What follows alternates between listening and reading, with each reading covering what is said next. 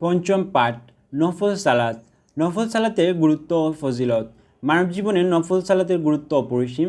রাসূলুল্লাহ সাল্লাল্লাহু আলাইহি সাল্লাম ইরশাদ করেন, বান্দার জন্য আল্লাহর পক্ষ থেকে অনুমতিপ্রাপ্ত আমলের মধ্যে 2 রাকাত নফল সালাতের চেয়ে উত্তম আমল আর কিছুই নেই। যতক্ষণ বান্দা সালাতে থাকে তার মাথায় সওয়াব বর্ষিত হতে থাকে। নফল সালাত ফরজ সালাতের ঘাটতি পূরণ করে। রাসূলুল্লাহ সাল্লাল্লাহু আলাইহি সাল্লাম ইরশাদ করেন, কিয়ামতের দিন বান্দার আমলের মধ্যে সর্বপ্রথম সালাতের হিসাব নেওয়া হবে। আমাদের পরওয়ারদিগার সব কিছু জানেন, তারপর ফেরেশতাগণকে বলবেন, দেখো তো আমার এই বান্দার সালাত কি পূর্ণাঙ্গ না কিছু ঘাটতি আছে। যদি সালাত পূর্ণাঙ্গ থাকে ফেরেশতা পূর্ণাঙ্গ হিসেবে রেকর্ড করবেন, আর যদি পূর্ণাঙ্গ থাকে তখন আল্লাহ তাআলা বলবেন, দেখো এই বান্দার কোনো নফল সালাত আছে কিনা। যদি তার নফল সালাত থাকে আল্লাহ তাআলা বলবেন, আমার বান্দার নফল সালাত দিয়ে ফরজ সালাতের ঘাটতি পূরণ করে দাও। এরপর তার আমল ওই অবস্থায় ফয়সালার জন্য উত্থাপিত হবে। সালাতুত তাহাজ্জুদের পরিচয় ও মর্যাদা। তাহাজ্জুদ অর্থ রাত জাগা, ঘুম থেকে ওঠা। গভীর রাতে ঘুম থেকে উঠে সালাত আদায় করা হয়, বিধায় এ সালাতকে তাহাজ্জুদ বলা হয়। আল্লাহ তাআলা তার প্রিয় হাবিব সাল্লাল্লাহু আলাইহি সাল্লামকে তাহাজ্জুদ সালাত আদায়ের নির্দেশ দিয়ে ইরশাদ করেন, অর্থ আর রাতের কিছু অংশ আপনি তাহাজ্জুদ পড়তে থাকুন। এটা আপনার জন্য আল্লাহর অতিরিক্ত অনুগ্রহ ও দয়া। আশা করা যায় আপনার প্রতিপালক আপনাকে প্রতিষ্ঠিত করবেন মাকামে মাহমুদে। তাহাজ্জুদ সালাত আদায় করা সুন্নত। রাসূলুল্লাহ সাল্লাল্লাহু আলাইহি সাল্লাম নিয়মিত সালাত আদায় করতেন এবং সাহাবায়ে কেরামগণকে পড়ার জন্য উদ্বুদ্ধ করতেন। রাসূলুল্লাহ সাল্লাল্লাহু আলাইহি সাল্লাম বলেন, ফরজ সালাতের পর সবচেয়ে উৎকৃষ্ট সালাত হচ্ছে রাতের তাহাজ্জুদ সালাত। চিকিৎসা বিজ্ঞানীগণ গবেষণা করে এই সিদ্ধান্তে উপনীত হন যে তাহাজ্জুদের সময় জাগ্রত হওয়া নৈরাশ্য রোগ আরোগ্যের অন্যতম মাধ্যম।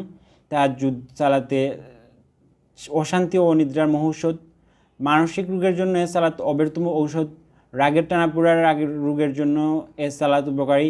মস্তিষ্ক বিকৃত পাগলদের জন্য এ সালাত উৎকৃষ্ট চিকিৎসা।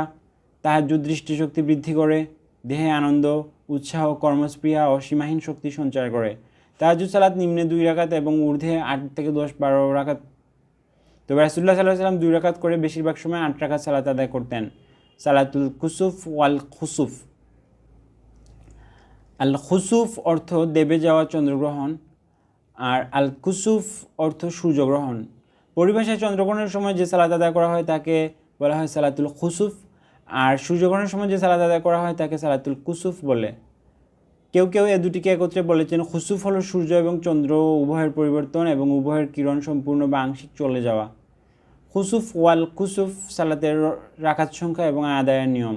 কুসুফ ও খুসুফের 2 রাকাত সালাত আদায় করা সুন্নাত। কুসুফের সালাত জামায়াতে আদায় করা সুন্নত।